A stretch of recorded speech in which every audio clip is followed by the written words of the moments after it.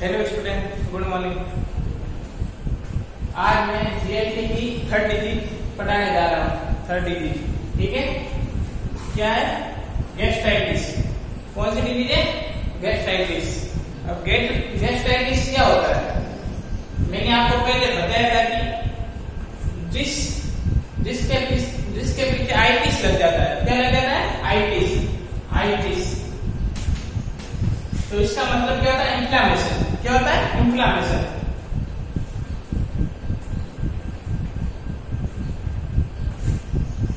जिसके पीछे आइटिस लग जाता है तो इसका मतलब क्या होता है? इन्फ्लामेशन, मतलब गैस्ट्राइटिस। ठीक है। गैस्ट्राइटिस के पीछे आइटिस लगा, इसका मतलब क्या होता है? Inflammation in the stomach. क्या होता है? इन्फ्लामेशन इन द स्टोमक या गैस्ट्रिक म्यूकोजा। ठीक है। Inflammation in of the stomach और गैस्ट्रिक म्यूकोजा। ठीक है। गैस्ट्रिक म्यूकोजा क्या होता है? Mucus membrane, inner lining. ठीक है। Mucus membrane, inner lining. ये क्या होता है? ये जीआई सिस्टम की मोस्ट कॉमन प्रॉब्लम है। ठीक है। मोस्ट कॉमन डिजीज है। ठीक है। जीआई सिस्टम की, ठीक है, प्रॉब्लम है। गैस्ट्राइटिस कितने टाइप होता है? 2 टाइप होता है, एक्यूट और क्रोनिक। एक्यूट क्या होता है? एक्यूट होता है कि सडनली होता है। ठीक है। सडनली होता है और शॉर्ट टाइम के लिए होता है। उसको हम क्या कहेंगे? एक्यूट का मतलब होता है सडनली और शॉर्ट टाइम। ठीक है। सडनली होता है और थोड़े समय के लिए होता है। थोड़े समय के लिए जो गैस्ट्राइटिस होता है उसको क्या कहते हैं? एक्यूट। क्या कहते हैं? एक्यूट। और कंटिन्यू और लॉन्ग टाइम। ठीक है। कंटिन्यू प्रोग्रेस हो रहा है और लॉन्ग टाइम के लिए। ठीक है। लंबे समय के लिए जो गैस्ट्राइटिस हो रहा है उसको क्या बोलेंगे? क्रोनिक। ठीक है। क्या बोलेंगे? क्रोनिक। देखो गैस्ट्राइटिस क्या होता है? इन्फ्लामेशन ऑफ द स्टोमक और गैस्ट्रिक म्यूकोजा। ठीक है। इसके कितने टाइप होते हैं? 2 टाइप होते हैं, एक्यूट और क्रोनिक। सडनली और शॉर्ट टाइम के लिए होता है उसको कहेंगे एक्यूट, और कंटिन्यू और प्रोलॉन्ग लॉन्ग टाइम के लिए गैस्ट्राइटिस होगा उसको क्या बोलेंगे? क्रोनिक। ठीक है। अब इसकी क्या देख लेते हैं? इटियोलॉजी देख लेते हैं। क्या देखते हैं? इटियोलॉजी मतलब क्या कारण है कि गैस्ट्राइटिस कोज हो रहा है। ठीक है। इसका सबसे पहले कारण है एक्सेसिव एनसेड ड्रग यूज। ठीक है। इसके अंदर एग्जांपल लेते हैं एस्पिरिन। ठीक है। मैंने आपको पेप्टिक अल्सर के अंदर बताया था कि एनसेड कैसे पेप्टिक अल्सर कोज करती है। ठीक है। मैंने इसकी पैथोफिजियोलॉजी भी बताई थी आपको, एनसेड की। ठीक है। एनसेड कैसे करेगा यूज, कैसे कोज करेगा गैस्ट्राइटिस? जैसे कि एनसेड क्या होता है? कोक्स होता है। ठीक है। कोक्स होता है, ये क्या करता है? प्रोटॉन सिंथेसिस के लिए काम आता है। ठीक है। और उस प्रोटॉन सिंथेसिस का क्या काम होता है? जो म्यूकस मेम्ब्रेन होते हैं उसके रिपेयरिंग के लिए काम आता है। ठीक है। तो एनसेड क्या होता है? एनसेड अगर ओवर यूज करने से क्या होगी?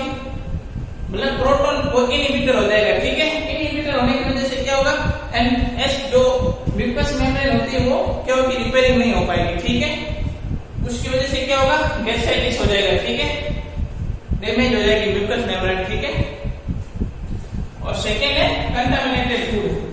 कंटामिनेटेड फूड मतलब कोई भी खराब भोजन। ठीक है। अब मतलब प्रदूषित भोजन खाने से क्या होगा? हमारी म्यूकस मेम्ब्रेन होगी ना, वो क्या हो जाएगी? इरिटेट हो जाएगी। ठीक है। इरिटेट हो जाएगी या उसके अंदर क्या हो जाएगा? इन्फ्लामेशन हो जाएगा। क्या हो जाएगा? इन्फ्लामेशन हो जाएगा। ठीक है। जिसकी वजह से क्या होगा? गैस्ट्राइटिस कोज हो जाएगा। और मोर स्पाइसी फूड। ठीक है। मोर स्पाइसी फूड यूज करने से क्या होगा? जो हमारे बॉडी के अंदर जो एसिड सिक्रेट होता है, स्टोमक एसिड सिक्रेट करता है। ठीक है। तो ओवर यूज हो जाएगा, और ज्यादा मतलब सिक्रेशन हो जाएगा। ठीक है।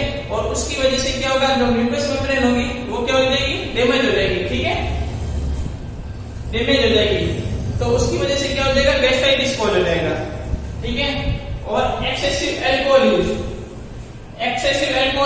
करने से कैसे गैस्ट्राइटिस कोज होगा? एक्सेसिव अल्कोहल यूज करने से क्या होगा? जो हमारी म्यूकस मेम्ब्रेन है वो उसके अंदर ऑलरेडी एसिड सिक्रेट हो रहा है। ठीक है। ऑलरेडी वो इरिटेट हो रही है। ठीक है। और अल्कोहल यूज करने से क्या होगा? वो और इरिटेट होगी और परफोरेट होगी। ठीक है। परफोरेट होगी, उसकी वजह से क्या होगा? म्यूकस मेम्ब्रेन क्या होगी? डैमेज होने लग जाएगी। ठीक है। डैमेज होने लग जाएगी या इरिटेट होने लग जाएगी, और जिसकी वजह से क्या होगा? गैस्ट्राइटिस कोज होगा। ठीक है। स्ट्रेस मैंने आपको बताया था पेप्टिक अल्सर के अंदर स्ट्रेस कैसे कोज करता है। ठीक है। स्ट्रेस की कंडीशन में क्या होगा? HCl होगा ना, उसका क्या सिक्रेशन ज्यादा होगा, ठीक है। और ज्यादा सिक्रेशन जो स्ट्रेस की वजह से जो एसिड सिक्रेट होगा ना, तो उसको तो एसिड ज्यादा सिक्रेशन से क्या होगा, म्यूकस मेम्ब्रेन क्या होगी, परफोरेट होगी, डैमेज होगी, ठीक है, या इरिटेट होगी, तो उसकी वजह से क्या होगा, गैस्ट्राइटिस कॉज होगा, ठीक है। Auto immune disease, auto immune disease कैसे कॉज करती है गैस्ट्राइटिस? ऑटो इम्यून डिजीज का देख लो आप एग्जांपल, सीलियाक डिजीज देख लो, इसका एग्जांपल देख लो सीलियाक डिजीज। अब सीलियाक डिजीज के अंदर क्या होता है, जो ग्लूटेन प्रोटीन जो इंटॉलरेंस होती है, ठीक है, इंटॉलरेंस होने की वजह से क्या होगा, जो फूड होता है जिसके अंदर वीट, बार्ले, राई वगैरह होती है ना, उनको क्या अवॉइड करना पड़ता है, ठीक है। ऑयल, ठीक है, auto immune disease gastritis cause करेगी। उसके बाद में स्मोकिंग, स्मोकिंग का क्या काम है, स्मोकिंग अगर ज्यादा स्मोकिंग करेंगे तो क्या होगा, क्या मतलब हमारा एसिड ज्यादा सिक्रेशन होगा, ठीक है। एसिड अगर ज्यादा सिक्रेट होगा तो हमारी जो म्यूकस मेम्ब्रेन है, म्यूकस मेम्ब्रेन या स्टोमक की इनर लाइनिंग वो क्या होगी, डैमेज होने लग जाएगी, ठीक है, डैमेज होने लग जाएगी या इरिटेट होने लग जाएगी, ठीक है। तो उसकी मतलब जो कंटिन्यूटी है उसके अंदर क्या है, ब्रेक डाउन होने लग जाएगा, ठीक है, गैस्ट्रिक म्यूकोसा के अंदर, ठीक है। उसकी वजह से क्या होगा, गैस्ट्राइटिस कॉज होगा, ठीक है। H pylori infection, H pylori infection कैसे गैस्ट्राइटिस कॉज करता है, जो मैंने आपको पैथोफिजियोलॉजी बताई थी प्रैक्टिकल सेल के अंदर, वो सेम ही है, ठीक है। ये हमारी इटियोलॉजी हो गई, ठीक है। अब इसके हम क्या देखते हैं, पैथोफिजियोलॉजी। ये इटियोलॉजी कॉमन है, ठीक है, एक्यूट और क्रोनिक दोनों की कॉमन है, ठीक है।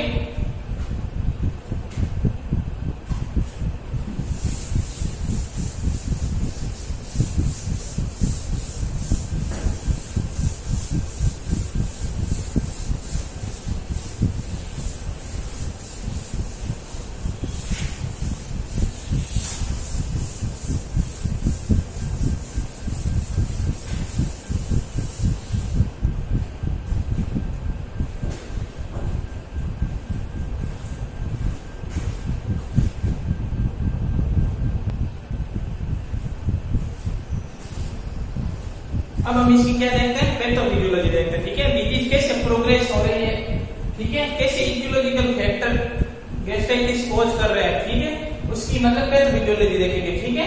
पैथोफिजियोलॉजी क्या है, देखो ड्यू टू इटियोलॉजिकल फैक्टर, जो इटियोलॉजिकल फैक्टर है ना, जो मैंने आपको कॉजेज बताए, ठीक है, वो उनकी वजह से क्या कॉज हो रहा है, देखो एक्सेस सिक्रेशन ऑफ HCl, ठीक है, ड्यू टू इटियोलॉजिकल फैक्टर की वजह से क्या होगा, एक्सेस सिक्रेशन ऑफ HCl, ठीक है। सिक्रेशन HCl का क्या होगा, सिक्रेशन ज्यादा होने लग जाएगा। जैसे कि इटियोलॉजिकल फैक्टर क्या होगा, स्मोकिंग, एक्सेसिव अल्कोहल, एनसाइड यूज वगैरह, तो उसकी वजह से क्या होगा, जो हमारा HCl है ना, वो नॉर्मल से ज्यादा सिक्रेशन होने लग जाएगा, ठीक है। तो HCl ज्यादा सिक्रेशन होने की वजह से क्या होगा, जो हमारी स्टोमक की म्यूकस लेयर है, जो इनर लाइनिंग है स्टोमक की, वो क्या होने लग जाएगी, डैमेज होने लग जाएगी, ब्रेक डाउन होने लग जाएगी, क्या होने लग जाएगी, ब्रेक डाउन होने लग जाएगी। उसको ब्रेक डाउन होने की वजह से क्या होगा, अगर वो म्यूकस लेयर अगर डैमेज होने लग जाएगी तो उसकी वजह से क्या होगा, वहां पर म्यूकस लेयर पर इनर लाइनिंग पर क्या होगा, अल्सर फॉर्मेशन होने लग जाएंगे, ठीक है, अल्सर फॉर्मेशन होने लग जाएंगे, हेविंग अल्सर फॉर्मेशन होने लग जाएंगे, ठीक है। अल्सर फॉर्मेशन होने की वजह से क्या होगा, जो HCl और जो मतलब स्टोमक एसिड जो सिक्रेट करता है वो क्या होगा, डिपोजिशन होने लग जाएगा, क्या होगा, डिपोजिशन होने लग जाएगा। कहां पर डिपोजिशन होने लग जाएगा, स्टोमक की म्यूकस मेम्ब्रेन के अंदर, कहां पर, म्यूकस मेम्ब्रेन के अंदर। तो उसकी वजह से क्या होगा, इडिमा हो जाएगा, क्या होगा, म्यूकस लेयर के अंदर क्या होगा, इडिमा हो जाएगा, इडिमा हो जाएगा, ठीक है। इडिमा होने की वजह से क्या होगा, जो हमारी ब्लड सप्लाई हो रही है, ठीक है, म्यूकस लाइनिंग को ब्लड सप्लाई हो रही है, तो उसमें क्या होगा, ब्लड सप्लाई प्रोवाइड नहीं होगी, ठीक है। ब्लड सप्लाई अगर प्रोवाइड नहीं होगी तो क्या होगा, सेल डेथ होने लग जाएगी, और सेल डेथ हो जाएगी ना, तो उसकी वजह से क्या होगा, इन्फ्लेमेशन कॉज होगा, ठीक है। देखो नॉर्मली मैं आपको पैथोफिजियोलॉजी बता रहा हूँ, ठीक है। पैथोफिजियोलॉजी क्या होती है, देखो ड्यू टू इटियोलॉजिकल फैक्टर, ठीक है, किस कारण मतलब ये डिजीज प्रोग्रेस हो रही है, ठीक है। कोजेज मैंने आपको बताया है, देखो एनसाइड, एक्सेसिव अल्कोहल वगैरह यूज करने से क्या होगा, जो हमारे बॉडी के अंदर है वो HCl के ज्यादा सिक्रेट होने लग जाएगा। HCl अगर ज्यादा सिक्रेट होगा तो क्या होगा, हमारी स्टोमक की म्यूकस मेम्ब्रेन है, ठीक है, म्यूकस लेयर है या इनर लाइनिंग है, वो क्या होने लग जाएगी, ब्रेक डाउन होने लग जाएगी, ठीक है। अगर ब्रेक डाउन होने लग जाएगी तो क्या होगा, उस म्यूकस लेयर पे क्या होगा, अल्सर फॉर्मेशन होने लग जाएगी, क्या होंगे, अल्सर फॉर्मेशन होने लग जाएगी। अल्सर फॉर्मेशन हो गया तो क्या होगा, जो HCl और गैस्ट्रिक जूस है वो क्या उस म्यूकस लाइनिंग के अंदर क्या होगा डिपोजिट होने लग जाएंगे, ठीक है। डिपोजिट होने की वजह से क्या होगा इडिमा कोज होगा, ठीक है। इडिमा होने की वजह से क्या होगा वहां की जो स्टोमक को ब्लड सप्लाई वगैरह प्रोवाइड कर रही है जो वैसे तो वहां वो क्या होने लग जाएगी डिस्टर्ब होने लग जाएगी, ठीक है। डिस्टर्ब होने की वजह से क्या होगा तो सेल डेथ या नेक्रोसिस पैदा हो जाएगा, ठीक है। या नेक्रोसिस होगा तो उसकी वजह से होगा इन्फ्लेमेशन कोज होगा, ठीक है। ये हमारी पैथोफिजियोलॉजी, ठीक है, समझ में आई पैथोफिजियोलॉजी। अब इसके देखते हैं क्लिनिकल मैनिफेस्टेशन। क्या देखते हैं क्लिनिकल मैनिफेस्टेशन।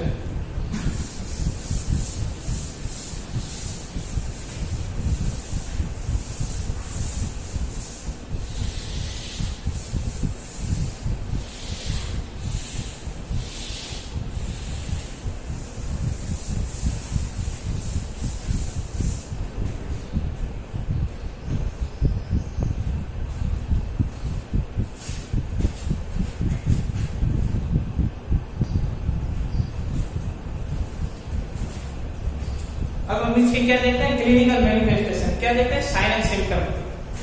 सबसे पहला साइन एंड सिम्टम क्या होगा अब्डोमिनल डिस्कम्फर्ट। अब्डोमिनल डिस्कम्फर्ट क्यों होगा अब्डोमिनल डिस्कम्फर्ट क्यों होगा क्योंकि बॉडी के अंदर स्टोमक के अंदर क्या है HCl सीक्रेट हो रहा है। HCl सीक्रेट होने की वजह से क्या होगा एपिगैस्ट्रिक है ना वहां पर क्या होगा पेन होगा, ठीक है। तो उसकी वजह से क्या होगा अब्डोमिनल डिस्कम्फर्ट। और सेकंड नंबर इनडाइजेशन, मतलब प्रॉपर डाइजेशन नहीं हो पाएगा। कुछ भी हम खाएंगे प्रॉपर अपच, मतलब अपच कहते हैं हिंदी के अंदर इसको कहते हैं अपच, मतलब पाचन नहीं हो पाएगा, ठीक है। इनडाइजेशन ये क्यों होता है क्योंकि जो अब्डोमिनल है यहाँ स्टमक के फुलनेस फील करेगा, ठीक है पेशेंट, तो उसकी वजह से indigestion. Anorexia nausea vomiting. Anorexia क्या होता है लॉस ऑफ एपेटाइट, मतलब भूख नहीं लगेगी, ठीक है। और जी मतलब ना उल्टी वगैरह महसूस होगी, ठीक है। और हार्टबर्न आफ्टर ईटिंग, ठीक है, after eating food. Heartburn after eating food क्योंकि जब हम कुछ खाना खाएंगे तो उसकी वजह से क्या होगा जो एसिड रिफ्लक्स होगा ना, एसिड रिफ्लक्स होने की वजह से क्या होगा तो हमारी छाती के अंदर क्या होगा हार्टबर्न मतलब जलन महसूस होगी, ठीक है। और oedema in the mucus layer. Oedema क्यों होगा इडिमा इस वजह से होगा क्योंकि जो HCl सीक्रेट हो रहा है HCl और गैस्ट्रिक जूस वो क्या होने लग जाएंगे डिपोजिट होने लग जाएंगे। क्या होने लग जाएंगे डिपोजिट होने लग जाएंगे कहां पर म्यूकस लेयर के अंदर, तो इडिमा हो जाएगा, ठीक है। और vitamin B12 deficiency. Vitamin B12 deficiency क्यों होगी क्योंकि अगर हम गैस्ट्रेक्टोमी यूज करते हैं विटामिन B12 डेफिशिएंसी यहाँ पर वहां पर हेमरेज वगैरह हो रही है, ठीक है। अगर परफोरेशन हो रहा है म्यूकस मेम्ब्रेन के अंदर या ब्लीडिंग हो रही है, ठीक है, उसकी वजह से क्या होगा विटामिन B12 डेफिशिएंसी। और हेमेटोमेसिस मतलब वॉमिट विद ब्लड, ठीक है, मतलब उसकी उल्टी के अंदर ब्लड आएगा। हेमरेज या म्यूकस लेयर जो म्यूकस लेयर होती है म्यूकस लाइनिंग होती है उसमें क्या होगा हेमरेज होने की वजह से क्या होगा हेमेटोमेसिस होगा, ठीक है। और डिहाइड्रेशन क्योंकि एक्सेसिव फ्लूइड लॉस होने की वजह से क्या होगा डिहाइड्रेशन होगा, ठीक है। बेल्चिंग मतलब क्या खट्टी डकारे, मतलब खट्टी डकारे आएगी। इसको हिंदी में कहते हैं बेल्चिंग को खट्टी डकारे, ठीक है। खट्टी डकारे क्यों होगी क्योंकि जो एसिड होता है एसिड रिफ्लक्स होगा, ठीक है। हमारे बॉडी के अंदर एसिड बढ़ जाएगा, ठीक है, उसकी वजह से क्या एसिड रिफ्लक्स होगा, उसकी वजह से क्या खट्टी डकारे। और शॉर्ट टेस्ट इन माउथ मतलब खट्टापन महसूस होगा मुंह के अंदर, क्यों होगा एसिड का लेवल इंक्रीज हो गया है, ठीक है। ये क्लिनिकल मैनिफेस्टेशन है। क्या है abdominal discomfort, indigestion, anorexia nausea vomiting, heartburn after eating food,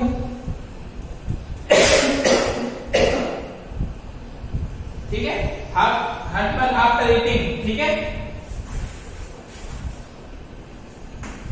heartburn after eating, oedema in the mucus layer, vitamin B12 deficiency. Vitamin B12 deficiency क्यों होगी क्योंकि जो हम मानव इंटेस्टाइन के अंदर गैस्ट्रेक्टोमी वगैरह करते हैं यहाँ हेमरेज हो गया म्यूकस मेम्ब्रेन के अंदर, ठीक है, उसकी वजह से क्या होगा एनीमिया कोज होगा।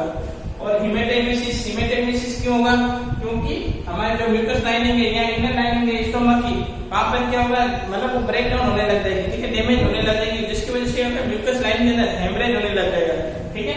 तो हेमरेज होने की वजह से क्या होगा हिमेटेमेसिस हमारी उल्टी के साथ ब्लड आने लग जाएगा, ठीक है।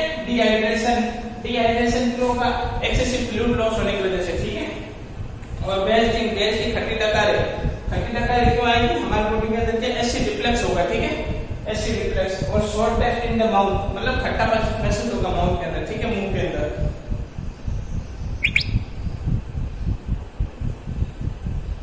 ठीक है, ये हमारी क्लिनिकल मैनिफेस्टेशन हो गई।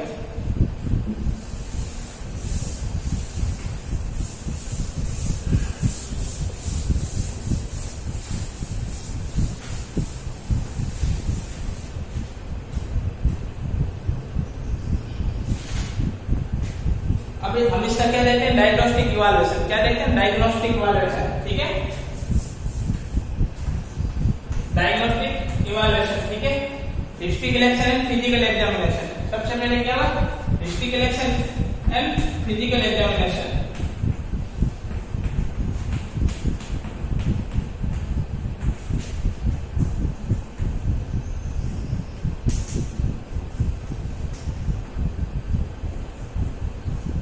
हिस्ट्री कलेक्शन क्या करेंगे, उसकी मतलब हिस्ट्री लेंगे, ठीक है। और फिजिकल एग्जामिनेशन में क्या होगा, मतलब फिजिक उसको असेस करेंगे, ठीक है। फिजिकल एग्जामिनेशन मतलब पेन कहाँ हो रहा है, उसकी लोकेशन वगैरह, ठीक है।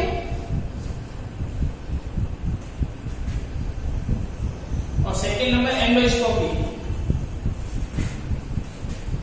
एंडोस्कोपी, ठीक है, endoscopy with biopsy.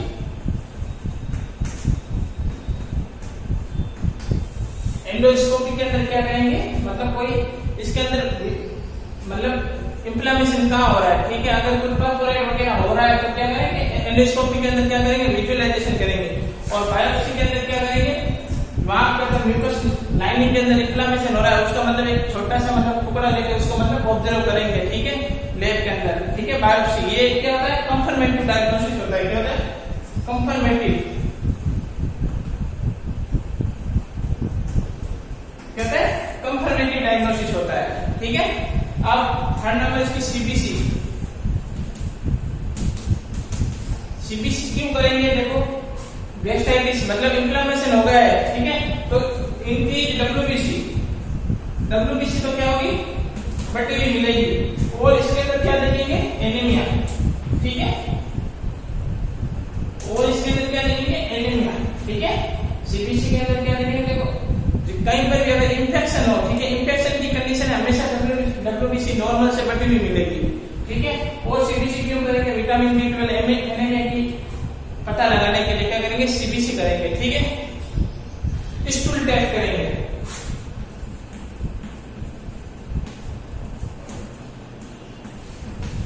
Stool test क्यों करेंगे, स्टूल टेस्ट इसलिए करेंगे कि मतलब हमारे स्टूल के अंदर कुछ आरबीसी वगैरह तो नहीं आ रही है, ठीक है। अगर मेलेना हो रहा है, ठीक है, मेलेना की कंडीशन को जानने के लिए क्या करेंगे,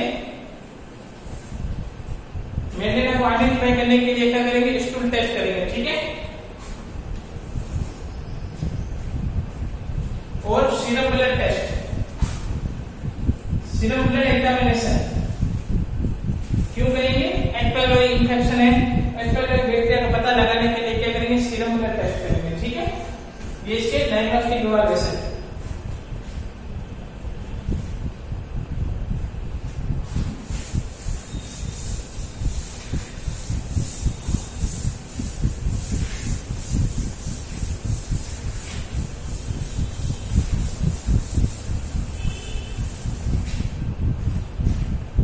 अब हम इसका क्या देखते हैं, मैनेजमेंट,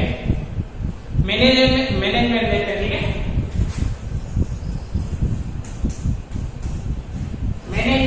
मैनेजमेंट क्या होता है, जो मैनेजमेंट के अंदर सबसे पहले क्या होता है, मेडिकल मैनेजमेंट, ठीक है।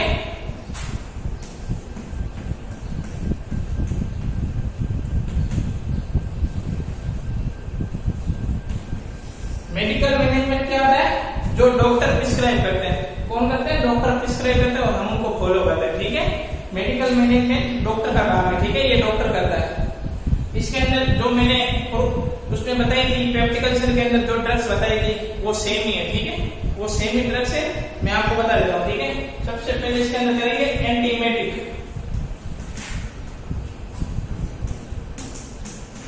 एंटीमेटिक क्या होती है, टू प्रिवेंट वोमिटिंग, वोमिटिंग को प्रिवेंट करने के लिए क्या करते हैं, एंटीमेटिक, ठीक है। इसके अंदर एग्जांपल क्या है, वनडेल सिंड्रोम नाम सुने होंगे, वनडेल सिंड्रोम या हेरिडिटी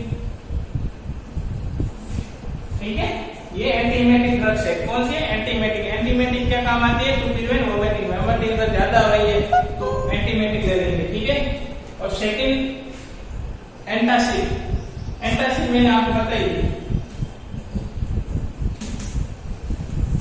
एंटासिड मैंने आपको प्रैक्टिकल सेल के अंदर बताई कि एंटासिड क्या काम आती है। एंटासिड मतलब जो हमारा एसिड सीक्रेट हो रहा है, ठीक है, उसको क्या न्यूट्रलाइज करने के लिए, न्यूट्रलाइज मतलब उदासीन करने के लिए, न्यूट्रलाइज करने के लिए क्या करते हैं, एंटासिड यूज करते हैं,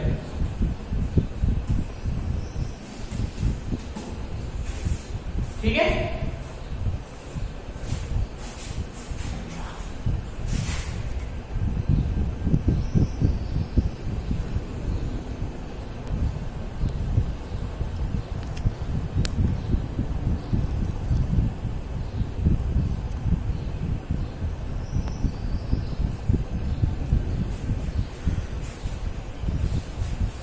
एंटासिड यूज करते हैं। एंटासिड क्यों यूज करते हैं, एसिड को न्यूट्रलाइज करने के लिए, क्या न्यूट्रलाइज करने के लिए एसिड को, ठीक है। इसके अंदर एग्जांपल दे लो, sodium bicarbonate, sodium bicarbonate, sodium bicarbonate और एल्यूमिनियम हाइड्रोक्साइड,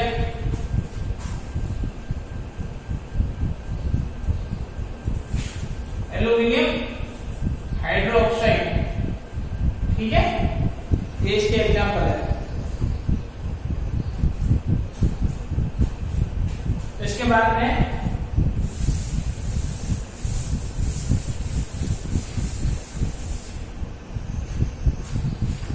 थर्ड ड्रग है proton pump inhibitor, proton pump